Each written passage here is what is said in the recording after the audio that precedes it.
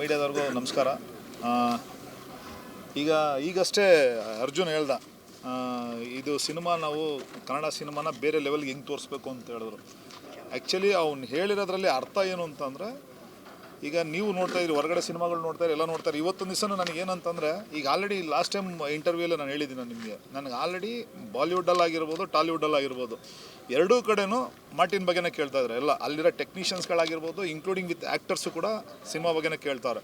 But ನನಗೇನು ಅಂತಂದರೆ, ನಾನೊಬ್ಬ ಆ್ಯಕ್ಷನ್ ಡೈರೆಕ್ಟ್ರ್ ಆಗಿ ನನಗೆ ಈ ಸಿನಿಮಾದಲ್ಲಿ ಈ ರೇಂಜಿಗೆ ಒಂದು ಸ್ಕೇಲಲ್ಲಿ ಕೆಲಸ ಮಾಡೋವಂಥ ಒಂದು ಅವಕಾಶ ಕೊಟ್ಟಿದ್ದು 3 ಜನಕ್ಕೂ ನಾನು ಥ್ಯಾಂಕ್ಸ್ ಹೇಳೋಕ್ಕೆ ಇಷ್ಟಪಡ್ತೀನಿ. ಹೀರೋ ಇರ್ಬೋದು, ನಿರ್ದೇಶಕರು ಇರ್ಬೋದು, ನಿರ್ಮಾಪಕರು ಇರ್ಬೋದು. ಎಂತಂದರೆ ಈ ರೇಂಜಿಗೆ ಇವತ್ತರೆಗೂ ನನ್ನ ಲೈಫಲ್ಲೇ ಈ ಥರದೊಂದು ದೊಡ್ಡ ಸ್ಕೇಲಲ್ಲಿ ಆ್ಯಕ್ಷನ್ ನಾನು ಮಾಡಿಲ್ಲ.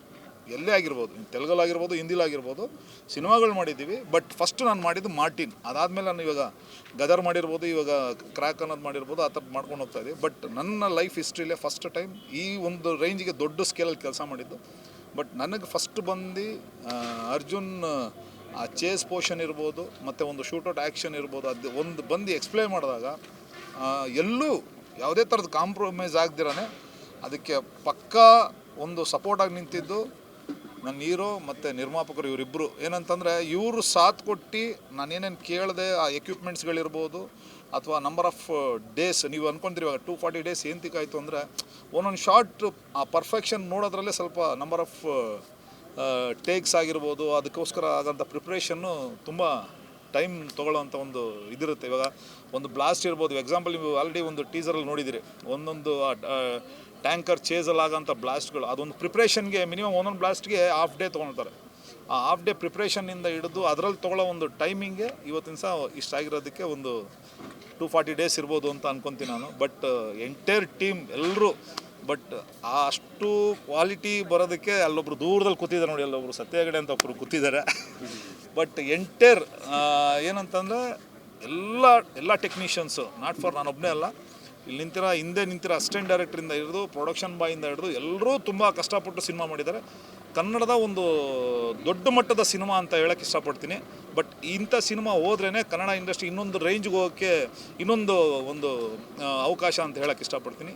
ಸಿನಿಮಾ ನೋಡಿ, ಬಟ್ ಎಲ್ರಿಗೂ ಏನಂತ ಹೇಳ್ತಾರೆ, ಒಂದು ಫುಲ್ ಮೀನ್ಸ್ ಅಂತ ಏನು ಹೇಳ್ತೀವಿ, ಆ ಥರ ಆದಂಥ ಎಲ್ಲ ಥರದ ಆ್ಯಕ್ಷನ್ ಇರ್ಬೋದು, ಎಮೋಷನ್ ಇರ್ಬೋದು, ಸಾಂಗ್ಸ್ಗಳಿರ್ಬೋದು.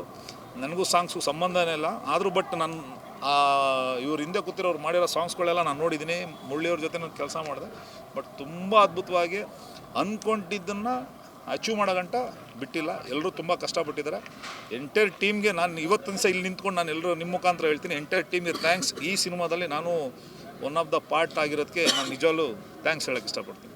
ಅಲ್ಲ, ಫೈಟ್ ಮಾಸ್ಟರ್ ಯೂಶಲಿ ಫೈಟ್ಸ್ ಮಾಡಿಸ್ತಾರೆ, ಇದರಲ್ಲಿ ಸಾಂಗ್ ವಿತ್ ಫೈಟ್ ಇದೆಯಲ್ಲ, ಅದು ಎಷ್ಟು ಸ್ಪೆಷಲ್ ಆಗಿರುತ್ತೆ ಸಿನಿಮಾದಲ್ಲಿ? ಹೌದು, ಏನಂತಂದರೆ ಇವಾಗ ಫೈಟ್ ಅಂದರೆ ನಾರ್ಮಲಾಗಿ ಫೈಟ್ ಮಾಡ್ಬೋದು. ಸಾಂಗಲ್ಲಿ ಸಿಚುವೇಷನ್ಲಿ ಅವ್ರದ್ದೇ ಒಂದು ಇಮ್ಯಾಜಿನೇಷನ್ ಇಟ್ಕೊಂಡು ಬಂದಾಗ ಅವ್ರ ಜೊತೆ ನಿಂತ್ಕೊಂಡು ನಾನು ಕೆಲಸ ಮಾಡೋಕೆ ನಾನಲ್ಲಿ ಮಾಸ್ಟರ್ ಅಲ್ಲ, ಅವ್ರಿಗೆ ಅಸಿಸ್ಟೆಂಟ್. ನಾನು ಮುರಳಿಯವ್ರಿಗೆ ನಾನು ಅಸಿಸ್ಟೆಂಟ್ ಅಷ್ಟೇ, ಇನ್ನೇನಿಲ್ಲ. ಅವ್ರು ಏನು ಹೇಳ್ತಾರೆ, ಯಾವ ಟೈಮಲ್ಲಿ ಏನು ಅವ್ರು ಎಕ್ಸ್ಪೆಕ್ಟ್ ಮಾಡ್ತಾರೆ ಶಾರ್ಟ್ಸ್ಗಳನ್ನ, ಅದನ್ನು ನಾನು ಅಷ್ಟೇ ಫುಲ್ಫಿಲ್ ಮಾಡಿಕೊಡೋವಂಥದ್ದೇ ಒಂದು ನನ್ನ ಜಾಬ್.